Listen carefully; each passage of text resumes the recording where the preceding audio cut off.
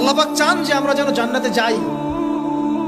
যদি আমরা জান্নাতে যেতে না পারি পরকালে, একটা কারণে যেতে পারবো না, অনলি একটা কারণ, সেটা হলো আমাদের নিজের দোষে।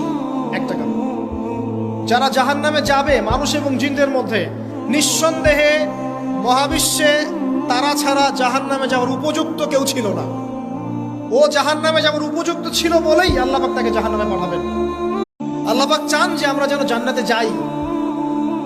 যদি আমরা জান্নাতে যেতে না পারি পরকালে, একটা কারণে যেতে পারবো না, অনলি একটা কারণ, সেটা হলো আমাদের নিজের দোষে।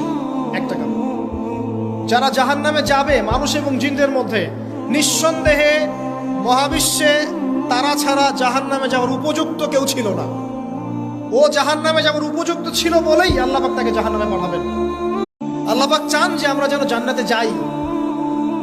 যদি আমরা জান্নাতে যেতে না পারি পরকালে, একটা কারণে যেতে পারবো না, অনলি একটা কারণ, সেটা হলো আমাদের নিজের দোষে। একটা কারণ, যারা জাহান্নামে যাবে মানুষ এবং জিনদের মধ্যে, নিঃসন্দেহে মহাবিশ্বে তারা ছাড়া জাহান্নামে যাওয়ার উপযুক্ত কেউ ছিল না। ও জাহান্নামে যাওয়ার উপযুক্ত ছিল বলেই আল্লাহ পাক তাকে জাহান্নামে পাঠাবেন।